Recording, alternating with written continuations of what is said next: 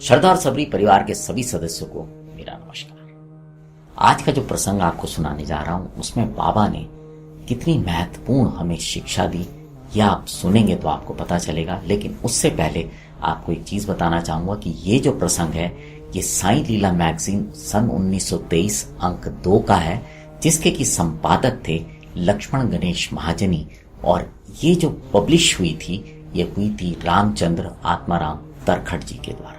और साथ ही साथ इस प्रसंग को सुनाने के दौरान हमने कुछ चित्र इस्तेमाल किए हैं जो हम नहीं जानते किसने खींचे किसने बनाए, लेकिन बाबा से प्रार्थना करेंगे कि जिन्होंने भी इस महत्वपूर्ण कार्य को किया है बाबा उन पर और उनके परिवार पर सदैव अपनी कृपा बनाए रखें। और जो श्रद्धा और सबरी परिवार है जो धीरे धीरे बड़ा हो रहा है बाबा की कृपा से, बाबा उसके सभी सदस्यों का मार्गदर्शन भी करते रहे। तो अब आते हैं आज के प्रसंग पर। एक बार एक सज्जन जिनका नाम सिर्फ बुआ दिया गया है, पूरा नाम नहीं था उस प्रसंग में, वो नाना साहब चंदोरकर और 2 अन्य गृहस्थ बाबा के दर्शन करने के लिए शिरडी आए। बुआ जो थे वो एक कथावाचक थे और बाबा के दर्शन करने के बाद वो बहुत जल्दी में थे क्योंकि अगले दिन उनकी एक कथा थी। तो उन्होंने नाना साहब चंदोरकर से कहा कि मेरे को बाबा से इजाजत दिला दीजिए जाने के लिए। हालांकि नाना साहब नहीं चाहते थे, पर क्योंकि उन्होंने बहुत ज्यादा जोर डाला तो नाना साहब ने बाबा से बोला। तो बाबा ने बोला ले जाओ। बाबा का जो बोलने का अंदाज था वो थोड़ा सा अलग था, तो नाना साहब को लगा कि शायद बाबा नहीं चाहते कि अभी ये जाए, पर बाबा ने बोल दिया था। नाना साहब ने अपने जो कथावाचक थे बुआ उनको बोला कि भाई आप थोड़ी देर रुक सकते हो तो रुक जाओ। तो बोले नहीं नहीं मुझे जल्दी है, जाना है। और ये बात करके वो अपना सामान उठाकर बाहर की ओर चल पड़े।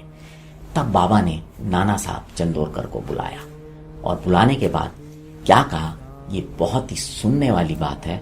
और ये मैं अपनी तरफ से नहीं कह रहा, ये साईं लीला मैगजीन में अगर आप देखेंगे तो प्रिंट हुआ है अंक 2 सन 1923 में।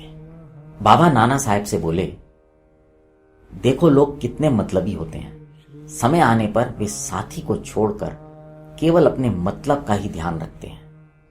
इसलिए ऐसा साथी बनाना चाहिए जो कल्पना में भी हमें कभी ना छोड़े। बाबा आगे बोले, ईश्वर और सद्गुरु के सिवा दूसरा सच्चा साथी कहां मिलेगा। इसलिए यदि संग करना है तो उन्हीं का करना चाहिए।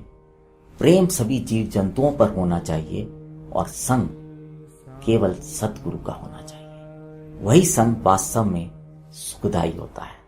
बाबा की बात सुनकर नाना साहब अपने मित्र के साथ बाहर गए। बुआ को अपने आगे का सफर रेलगाड़ी में तय करना था, इसलिए भोजन करने के पश्चात वो तुरंत बाबा के पास गए और नाना साहब चंदोरकर भी उनके साथ थे। उन्होंने बाबा से आज्ञा मांगी चलने के लिए। तो बाबा ने बोला ठीक है तुम जाओ, पर अभी गाड़ी आने में काफी समय है। पर बुआ तो बहुत जल्दी में थे, उन्होंने बाबा के शब्दों पर कोई बहुत ध्यान नहीं दिया और वो तुरंत अपना सामान लेके बाहर निकले और जाकर स्टेशन पर पहुंच गए। जब वो स्टेशन पर पहुंचे और वहां पर जाकर जब उन्होंने माहौल देखा तो उन्हें ऐसा लगा कि जैसे रेलगाड़ी ना छूट गई है। तो नाना साहब ने किसी से पूछा कि क्या ट्रेन निकल गई है।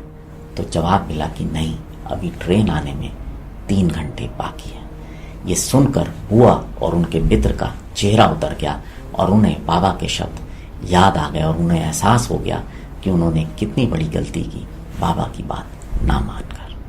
तो आपने सुना किस प्रकार बाबा के शब्द जो होते थे वो बहुत गहरे और गूढ़ होते थे। उन्होंने बुआ के माध्यम से हम सबको ये संदेश दिया है कि हमें भी अपने सद्गुरु और ईश्वर का संग करना चाहिए, क्योंकि वही हमारे सच्चे साथी हैं और वही समय आने पर हमारा साथ देते हैं और हमारी नैया जो है वो पार लगाते हैं। अगर आपको आज का ये प्रसंग अच्छा लगा हो तो इसे और भी साईं भक्तों के साथ जरूर साझा कीजिएगा। अब आपसे विदा लेता हूं, जुड़े रहें श्रद्धा और सबरी के साथ। नमस्कार।